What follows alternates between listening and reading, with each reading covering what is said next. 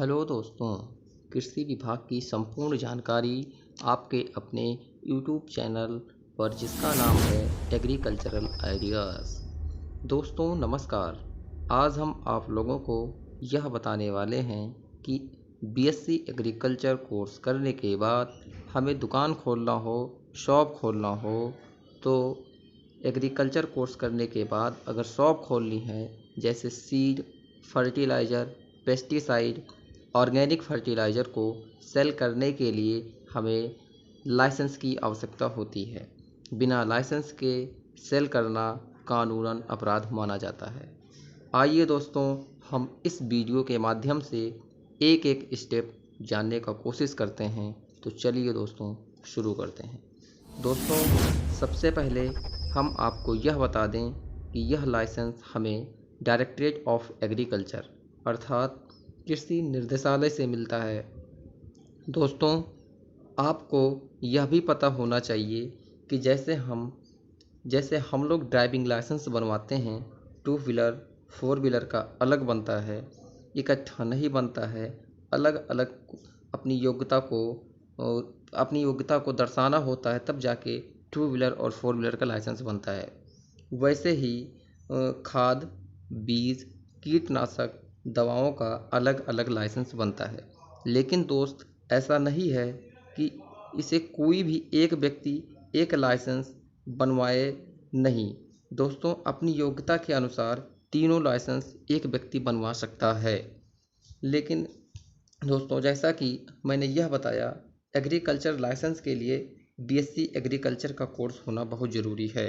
अगर BSc agriculture का course नहीं है दोस्तों, तो बीएससी केमिस्ट्री का कोर्स होना बहुत ज़रूरी है। अगर आप मैथमेटिक्स से हैं, बॉटनी से हैं, तो आप इस एग्रीकल्चर के सीड और फर्टिलाइज़र जैसे लाइसेंस को आप नहीं बनवा सकते हैं।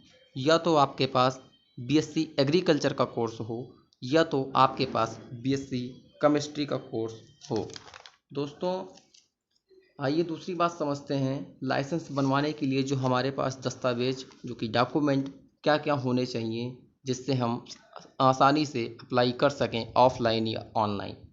दोस्तों, बीएससी एग्रीकल्चर फाइनल का डॉक्यूमेंट ये सबसे महत्वपूर्ण डॉक्यूमेंट सभी डॉक्यूमेंट में से एक माना जाता है। उसके बाद फ़ोटो, पैन, आधार, हाई स्कूल, इंटर, आय, निवास प्रमाण पत्र की एक एक फ़ोटोकॉपी होना ये कॉमन बात है। दोस्तों, लाइसेंस बनवाने से पहले कृषि विभाग यह तय करता है कि आपके दुकान का लोकेशन कैसा है। नक्शा जो आपके पास होना ज़रूरी है। दोस्तों, दुकान का अपना एक खुद का बैंक अकाउंट होना चाहिए। उसके बाद जिस दवाओं की आपको सेल करनी है, उन कंपनी का सर्टिफिकेट होना चाहिए। दोस्तों, एक ज़रूरी दस्तावेज में से जिसका नाम है अनापत्ति प्रमाण पत्र, जिसको इंग्लिश में कहते हैं नो ऑब्जेक्शन सर्टिफिकेट, ये हमारे ब्लॉक पर जाकर संपर्क करने से बन जाता है। दोस्तों, ये सारे डॉक्यूमेंट इकट्ठा होने के बाद अपने फाइल में लगाकर अपने पास रखें। दोस्तों, अगर फर्टिलाइज़र के लिए भी लाइसेंस अगर आप अप्लाई कर रहे हैं, तो आपको एक फॉर्म मिलता है, ओ फॉर्म। इस फॉर्म को फिल करके आप फर्टिलाइज़र का भी लाइसेंस प्राप्त कर सकते हैं। दोस्तों, दूसरी बात आपको यह बता दें, आपको यह भी जानकारी होनी चाहिए कि ओ फॉर्म क्या है। ओ फॉर्म का मतलब होता है कि आपका क्या बिजनेस है, आपका पर्पस क्या है, आपके बिजनेस का नाम क्या है, कौन सी कंपनी की दवा है, कौन सी कंपनी का फर्टिलाइज़र आपको लेना है। ये सभी जानकारी निर्देशालय एग्रीकल्चर विभाग तय करता है। दोस्तों, दूसरी बात, ये सारा डॉक्यूमेंट होने के बाद आप अपने ज़िले के कृषि अधिकारी से संपर्क करें और शॉप का लोकेशन कृषि अधिकारी के द्वारा क्लियर करवाएं। उसके बाद अब आपके मन में दोस्तों यह चल रहा होगा कि इसके बाद ये फॉर्म हमारा ऑनलाइन कैसे होगा और ऑफलाइन कैसे होगा। दोस्तों, आइए एक बेहतरीन तरीके से जानने का कोशिश करते हैं ऑफलाइन और ऑनलाइन। चलिए दोस्तों, चलिए मेरे प्यारे भाइयों बहनों, देखते हैं। दोस्तों, अगर हमको ऑनलाइन करवाना है तो इसकी साइट होती है लोकसभा गारंटी केंद्र। पर जाकर के आसानी से इसको आप ऑनलाइन करवा सकते हैं।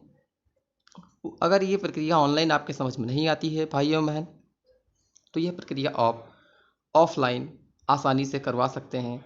और ऑफलाइन करवाने की जो प्रक्रिया होती है वो होती है आपके ज़िले के जो कृषि विभाग होते हैं वहाँ पर जाकर के आप आसानी से इसको सबमिट कर सकते हैं।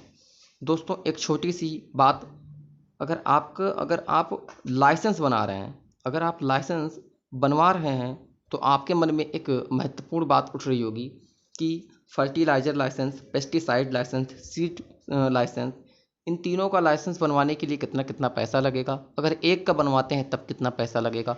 दोस्तों आइए बताते हैं आपको। दोस्तों अगर आप फर्टिलाइज़र लाइसेंस का सिर्फ फर्टिलाइज़र लाइसेंस बनवाते हैं तो इसकी जो फीस है ऑफलाइन या ऑनलाइन 1250 से लेकर के 1400 रुपये है। दूसरा पेस्टिसाइड लाइसेंस है 1500 से 1700 तक है। दोस्तों तीसरा सीड लाइसेंस, इसकी फ़ीस होती है 1100 से 1200। लेकिन दोस्तों यह अलग अलग स्टेट, अलग अलग राज्य अपने नियमों के अनुसार इसकी फ़ीस को अलग अलग तय करता है। दोस्तों यह फ़ीस आप ऑनलाइन जमा करने के बाद लगभग जमा करने के बाद 1 से 1.5 महीने का टाइम लगता है आपके लाइसेंस को क्लियर होने में।